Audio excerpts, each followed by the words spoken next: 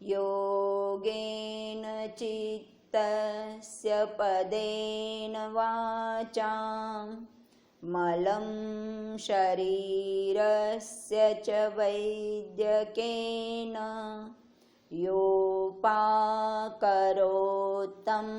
प्रवरं मुनीनां पतञ्जलिं प्राञ्जलिरानतोऽस्मि।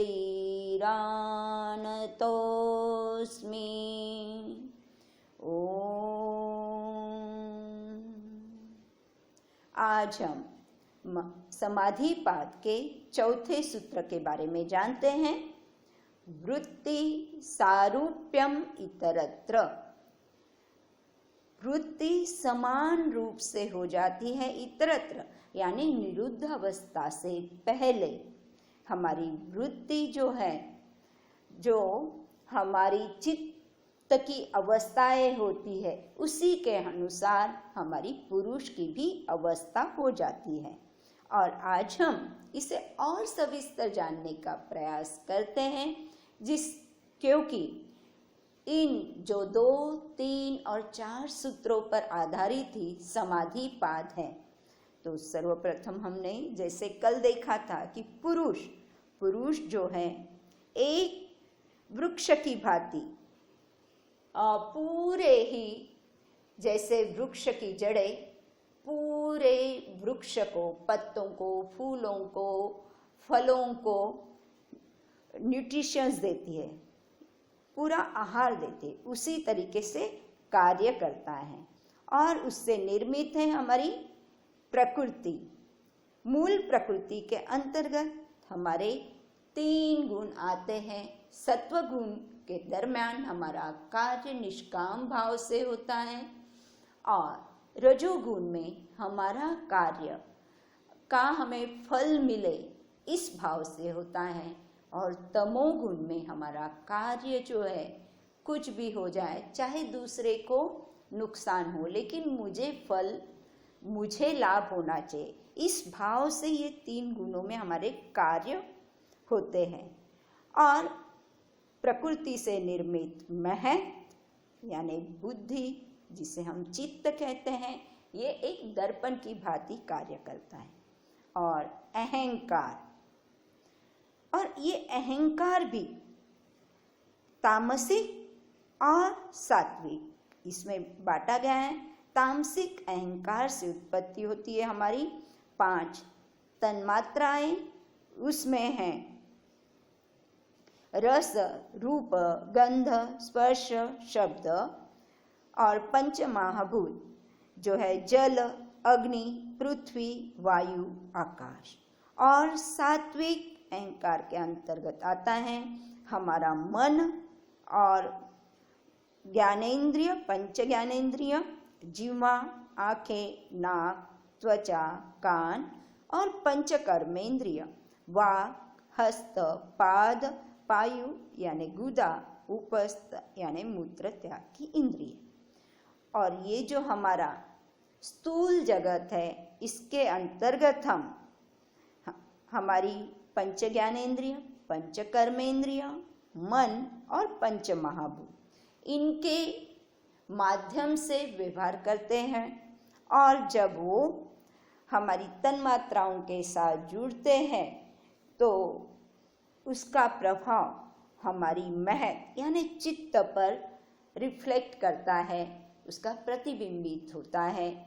और उस समय जो गुण प्रभावित होता है, उसके अनुसार हमारी व्यवहार में क्रियाएं होती है। अब जिसको कि हम एक उदाहरण के साथ आज समझने का प्रयास करते हैं, जैसे गुलाब का फूल का देखना। अब जो मूढ़ चित्त अवस्था का व्यक्ति है, उसके अंदर तमस गुण प्रभावित होने के कारण उसका शायद उस फूल की तरफ ध्यान भी न जाए, गौर भी न करे। और क्षिप्त अवस्था, जबकि रजस और तमस गुण प्रदान होता है, उस समय उस व्यक्ति का मन उस फूल को देखते ही तोड़ने का करेगा, और जैसे ही पास जाएगा कांटे चुभने के कारण वो तुरंत हट जाएगा या तोड़ के फेंक देगा। और जैसे विक्षिप्त व्यक्ति जिसके अंतर्गत रजस गुण अधिक प्रभावित होता है और दो गुण जैसे तमस और सत्व ये जो है ये गौण होते हैं, तो वो क्या करेगा, रजस गुण के कारण वो अपने फूल को तोड़ेगा, थोड़ा ध्यान पूर्वक तोड़ेगा, और हो सकता है पूजा के लिए या सही जगह उसका उपयोग करेगा। और जब एकाग्र अवस्था का व्यक्ति का उस फूल की तरफ ध्यान जाएगा तो उसको देखकर उस फूल को से वो कुछ शिक्षा प्राप्त करेगा, उसकी सुंदरता को निहारेगा, यानी शिक्षा प्राप्त करेगा, यानी फूल की तरह मैं भी सदा मुस्कुराते रहूं, इस भाव से वो भीतर भर जाएगा। और जब निरुद्ध अवस्था का व्यक्ति जिसके अंतर्गत गुणों का प्रभाव क्षण मात्र के लिए होता है, वृत्ति मात्र के लिए होता है, ऐसा व्यक्ति उस फूल की सुंदरता को बनाए रखने के लिए प्रयास करता रहेगा। और इस तरीके से हम हर एक तन्मात्रा के साथ हमारा जब जब प्रभाव होता है, जिस जैसे हमारी चित्त की अवस्था होती है उसके अनुसार प्रभाव व्यवहार में हम करते हैं। तो इसीलिए हमें अपने जीवन में अपने आप को जांचना है कि ये प्रभाव मेरे भीतर कौन से किस कारण हुआ और उसे मैं कैसे बदल सकता हूँ। इससे अपने जीवन में सजगता धारण करते हुए हर पल हम योग की अभ्यास के कारण अपने भीतर सजगता का अनुभव करेंगे और वृत्तियों से परे होने का प्रयास, यानी वृत्तियों का निरोध करने का प्रयास ही हमें योग की मार्ग पर आगे बढ़ाने में संयोग दे।